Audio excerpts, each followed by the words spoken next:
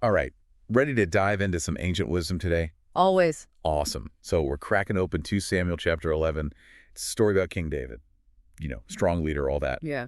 But this chapter, it's not about his victories. It's about a darker time, a time when he, well, messed up big time. It's fascinating, isn't it, how these ancient texts, like, even though they're from so long ago, they can still speak to us now. Totally. Like temptation, power, betrayal, Yeah, those are things we still deal with. absolutely. Human nature doesn't really change, does it? Nope, not really. So in the story, we find David back in Jerusalem. His army's off fighting a war, Right. but he's hanging back. And one evening, he's up on his rooftop, and he sees Bathsheba bathing. And that's where the trouble starts. Well, yeah, the text says he was captivated by her beauty, but it makes you wonder, was it just like a fleeting attraction or something more? I mean, he was the king, right? He had the power to act on those feelings. Exactly. He sends for her, and, well, they commit adultery. And then Bathsheba gets pregnant.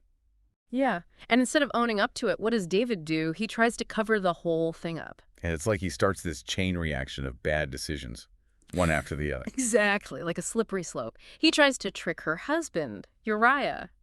He's a soldier loyal to David, off fighting. Oh, right. So David tries to get him to sleep with Bathsheba, make it look like the baby's his. Wow. Talk about trying to rewrite the narrative. Yeah, but Uriah, he refuses. He's like, no way, my comrades are out there on the battlefield. I'm not going home.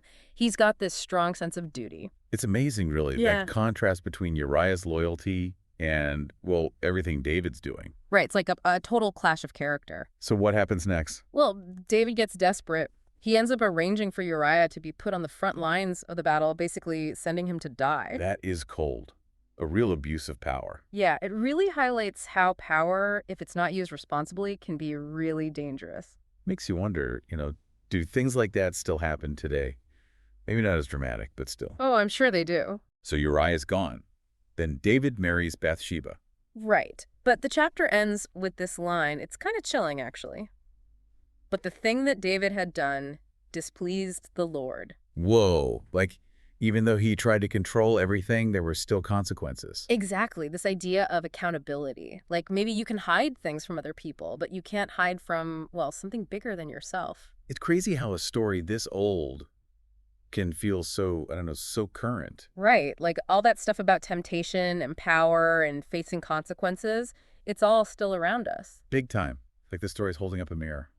Makes you think about your own choices. It totally does. I think that's why these ancient texts are still so powerful. They, like, tap into something universal. Yeah, like a blueprint for human nature or something. Totally. So what kind of timeless lessons do we see in this story? Well, one thing that jumps out at me is the whole thing about David being idle. He stays back in Jerusalem while everyone else is off at war. That's interesting. You think that's what left him open to temptation? Maybe. Like, if he'd been busy, focused on something else, maybe things would have gone differently. It's like that saying, idle hands are the devil's workshop, right? Exactly. I mean, think about it. When you've got too much free time, what do?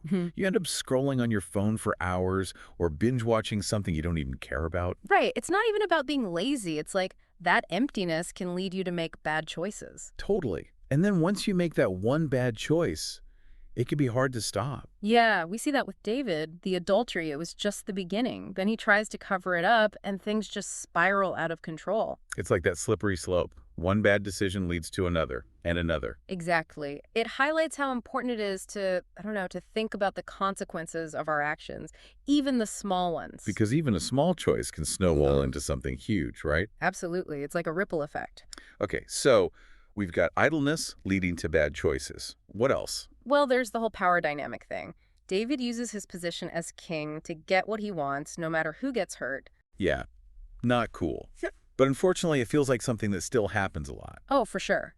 Like, how do we make sure that people in power, whether it's in government or business or wherever, how do we make sure they use their power responsibly? That's the million-dollar question, isn't it? It is. It's about recognizing that power comes with responsibility and about being accountable for how we use it.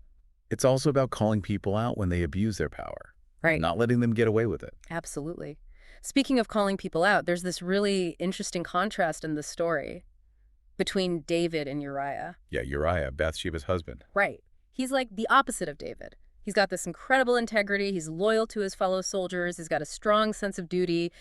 He's not going to compromise his principles. Even when David pressures him to. Even then, it makes you think, what makes someone a person of integrity? Like, what qualities do they have? I guess it's about having a strong moral compass, knowing what's right and wrong and sticking to it, even when it's hard, Yeah, and having the courage to do the right thing, even when it's unpopular. and being honest with yourself and with others. Right. It all ties back to that idea of accountability, doesn't it? Like, true integrity requires you to be accountable for your actions. To own your mistakes and try to make things right. Exactly. It's about creating a space where it's okay to be vulnerable, to admit when you've messed up. And to support each other in trying to do better. I like that. Supporting each other. Because we all make mistakes, right? Absolutely. Even the most admired people, the most successful people, they can all stumble. That's a good reminder. Keeps us humble. It's a good reminder for all of us, really. No one's perfect. Nope. We all mess up sometimes. So we've talked about a lot of heavy stuff.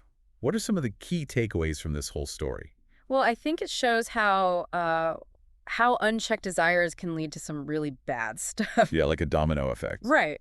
And it also shows how dangerous it can be when people abuse their power. Like David did with Uriah. Exactly. But on the flip side, we see how important integrity is. Uriah, he stayed true to himself even when it was hard. He's a good example to follow. He is. And it all comes back to this idea of accountability, owning your mistakes, trying to make things right.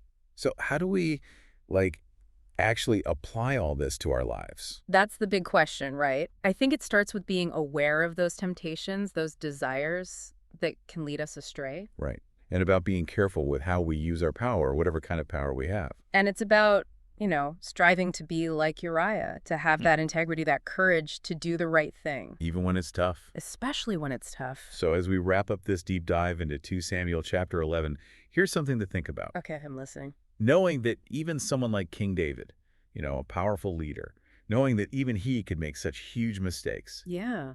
How can we learn from that? How can we make better choices in our own lives? That's a good one. How can we build that integrity, that sense of accountability? So we don't fall into those same traps? Exactly. Well, thanks for joining us for this deep dive. We hope you found it thought-provoking. Yeah, me too. Always a good discussion. Until next time. Keep diving deep.